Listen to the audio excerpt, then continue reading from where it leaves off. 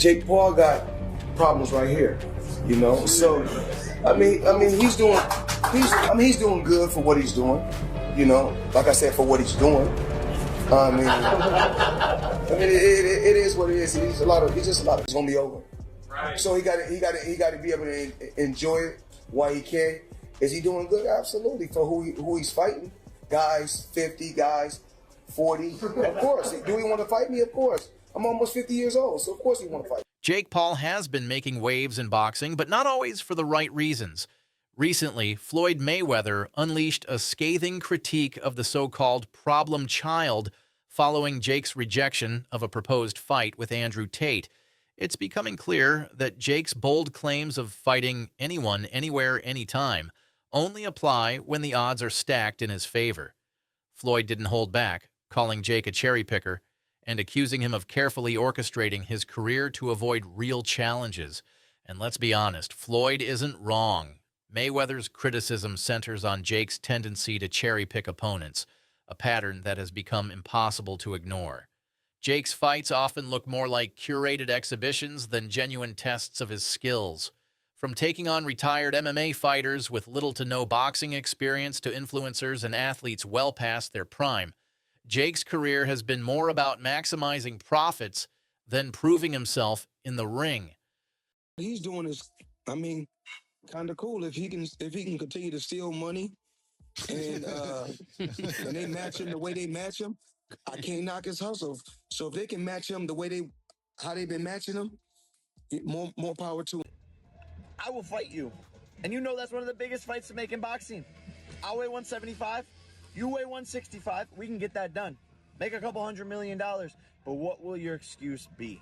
Floyd, the undefeated boxing legend, sees right through it, calling Jake out not just as a fighter, but as someone tarnishing the sport. Take a moment to reflect on Jake's most recent moves.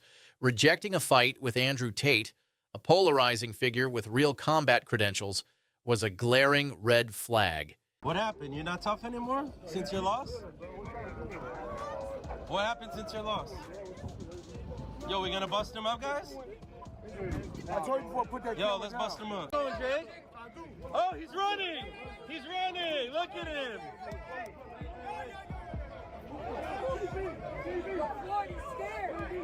Jake Paul running, champ.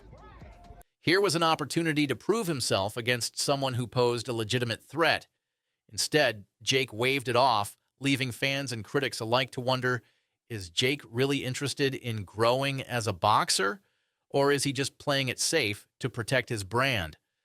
Floyd's comments about Jake being all style and no substance hit particularly hard. For Floyd, boxing is about grit, determination, and the willingness to face the toughest challenges. Jake's actions, however, suggest he's more interested in keeping his record intact by avoiding opponents who might expose his weaknesses. This isn't the first time Floyd has called out Jake, but it feels like his harshest takedown yet.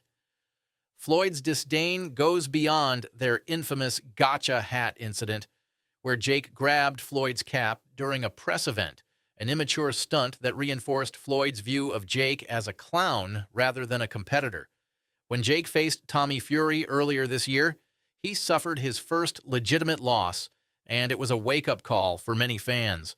Tommy, a proper boxer, showed that Jake's flashy knockouts against hand-picked opponents didn't translate to success against real competition.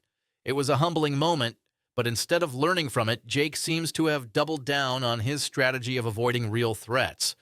Rejecting Tate was just another example of this pattern. Social media exploded after Floyd's comments, with memes, tweets, and TikToks mocking Jake for dodging Tate. The irony wasn't lost on anyone. Jake's entire brand is built on bravado, yet when faced with a real challenge, he backs down. It's not a good look for someone who's built a career on claiming he'll fight anyone. And fans are starting to notice. Floyd didn't stop at criticizing Jake's fight selection. He also questioned the legitimacy of Jake's past bouts.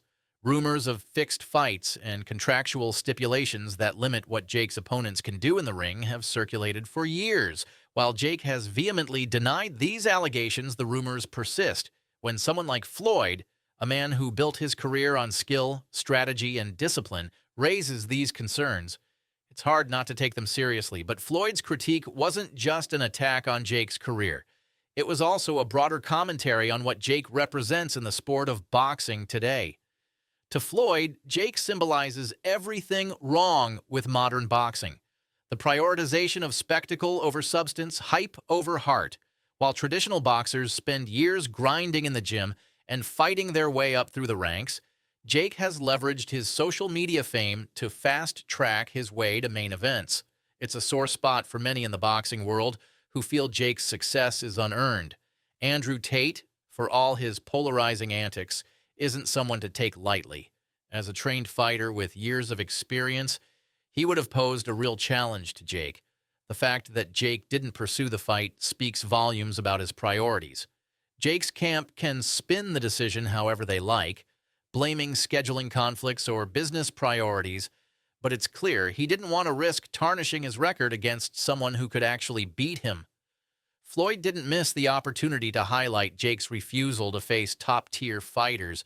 He even mentioned Canelo Alvarez, one of the best boxers in the world, as someone Jake wouldn't dare challenge. And let's be real, Floyd's right. Jake's career isn't built on taking risks. It's built on minimizing them. The few times Jake has stepped into the ring with someone who posed a real threat, the cracks in his skill set became glaringly obvious.